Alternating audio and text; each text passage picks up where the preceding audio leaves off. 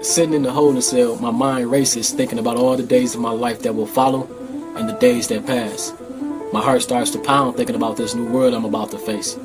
After 4.5 years locked down behind bars and doing the same thing day after day, I can't help but to be nervous. Looking down at my blues outfits, as the inmates called them, I thought about all the people who still had to wear them. Never again, I told myself out loud. What you say? Folks asked. Folks was my homeboy. He was from the city that I was from. We were both from Flint and going home on the same day. He was about 6'1" and about 220 pounds, all muscle from years of working out. But his voice didn't match his build. But he always had a smile on his face. We met each other the first day I rode into Saginaw Correctional Facility. Being both from Flint, we instantly clicked. Folks was the sneaky type though. You know, quiet but very dangerous.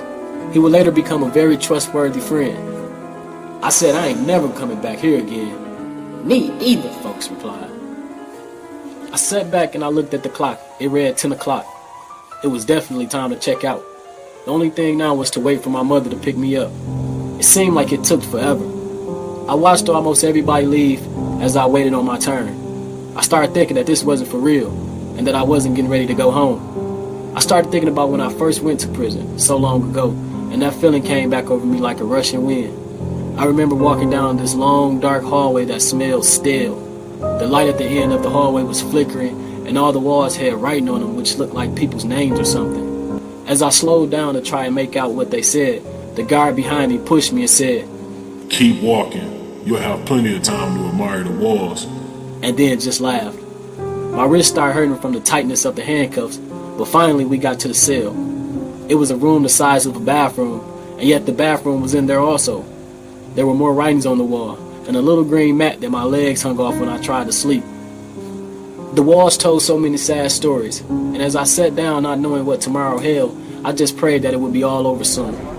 Later, the other men in the cells around me started yelling from cell to cell, talking about what they have done in their life, where they've been, how they got here, and when they were getting out.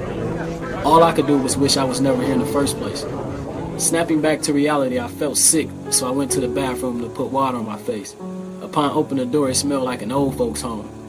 So I threw the water on my face and wiped it off with my shirt. I thought to myself, I got to get out of here. When I walked out, there was folks standing right there just smiling. What's up with you? Folks asked. Nothing, man. I'm good. He starts to laugh. What's so funny? I asked. You? I just looked at him and sat back down. It seemed like I had been in that waiting room for days. So I decided to get up and ask the guard, had my family got there yet? The guard replied, "Aren't you still in there? Go sit back down."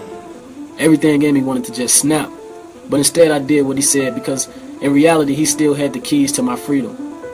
Plus I knew he didn't like me because he would always say things like, "You ain't never going home if I got anything to do with it." Or, "Don't worry, you'll be back." I just used what he said as motivation to change my outlook on life and to never end up in a place like this again. Still in my thoughts, the guard yells out, "Inmate 5038."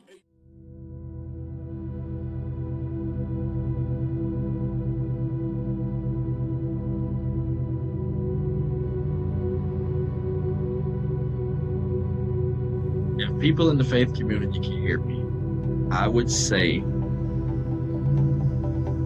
we need you. We need you now more than we have ever before in the past. Your status as the pillar of the community is on display right now. People are watching how you move. People are watching how you get involved or don't get involved. People are holding you under a microscope, and the people that really need you are those that are suffering. Whether how big or how small, there's people that are suffering that need you, and they need to be heard and listened to. There's a void in the criminal justice system that could be filled by religious organizations, people of the cloth. No matter what your belief, there are innocent people, literally innocent, sitting in prisons all over the country that need you.